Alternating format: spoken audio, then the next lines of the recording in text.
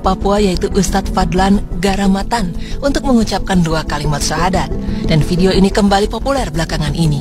Allah Subhanahu wa Ta'ala berfirman yang artinya, apabila telah datang pertolongan Allah dan kemenangan dan kamu lihat manusia masuk agama Allah dengan berbondong-bondong, maka bertasbihlah dengan memuji Tuhanmu dan mohonlah ampun kepadanya.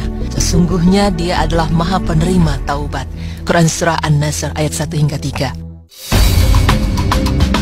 Ya, kejadian inilah yang dapat kita lihat dalam video berdurasi 6 menit 52 detik ini. Tampak ribuan orang Papua mengikrarkan 2 kalimat syahadat dengan dibimbing Ustadz Fadlan Garamatan. Mereka membaca 2 kalimat syahadat dalam bahasa Arab dan terjemahnya dalam bahasa Indonesia. Video ini juga menampilkan seorang kepala suku yang menyatakan diri bersama masyarakat adatnya masuk Islam dengan membaca 2 kalimat syahadat. Asyhadu an la ilaha illallah. Asyhadu an la ilaha illallah. Wa asyhadu anna Muhammadar Rasulullah. Asyhadu anna Muhammadar Rasulullah. Di bagian tengah video ini terdapat cuplikan bagaimana dakwah yang dibawa Ustadz Fadlan dengan menyadarkan penduduk asli Papua ini untuk bersuci. Mereka yang tadinya hanya menggunakan koteka dan hanya mandi 3 bulan sekali dengan menggunakan lemak babi, mulai diajarkan cara mandi yang benar, bersuci dan menggunakan sabun serta memakai pakaian. Di bagian terakhir dari video ini juga menggambarkan pemandangan yang tidak kalah mengharukan. Tampak puluhan orang Papua mengangkat kubah bersama-sama. Mereka bergotong royong untuk mendirikan masjid dan bersama-sama membawa kubah menuju puncak masjid yang mereka bangun. Dalam sebuah ceramahnya, Ustadz Fadlan menceritakan kisahnya bahwa seusai mengumpulkan ribuan anggota suku tersebut, Ustadz Fadlan dan tim da'inya mempraktekkan sholat di atas panggung yang telah mereka buat.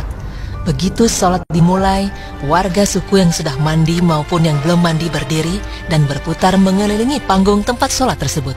Usai sholat, kepala suku langsung loncat ke atas panggung dan bertanya kepada Ustadz Fadlan, apa yang baru saja dia lakukan bersama tim da'inya.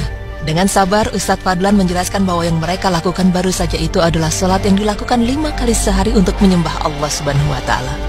Begitu mendengar penjelasan tersebut, kepala suku meminta Ustadz Fadlan dan timnya turun dari panggung.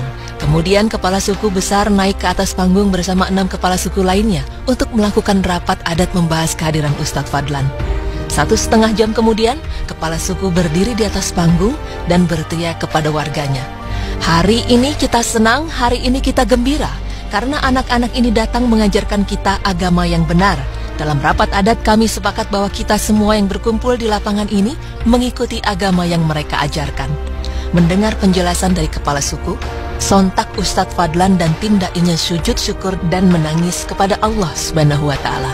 Saat itulah sebanyak 3.712 warga pedalaman akhirnya mengucapkan kalimat syahadat dan memeluk Islam. Pemirsa, perjuangan dakwah yang dibawa Ustadz Fadlan Garamatan ini tidaklah mudah. Pengalaman mengislamkan orang non-muslim dimulainya di tahun 1980-an. Saat itu ia mengislamkan salah satu pemuka agama non-muslim bernama Alfonso. Setelah gigih berdakwah selama 3 bulan di keluarga Alfonso, akhirnya Alfonso bersama keluarganya mengucapkan syahadat. Akibatnya tanah Irian geger dan Ustadz Fadlan ditahan selama 3 bulan tanpa pengadilan. Keluar dari tahanan, Ustadz Fadlan tidak kapok dan kembali berdakwah. Ia kemudian menuju tempat bernama Kampung Gayem.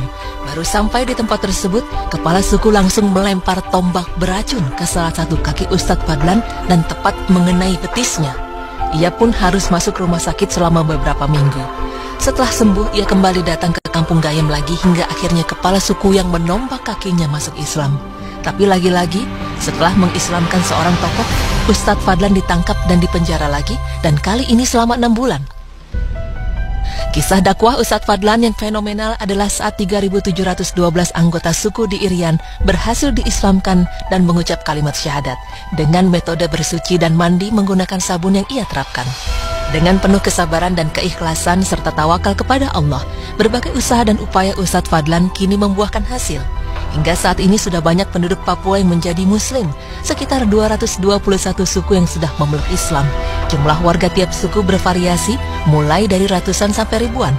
Jika dipukul rata tiap suku 1.000 orang, maka kerja keras Ustadz Fadlan sudah mengislamkan hampir 220.000 orang Papua pedalaman.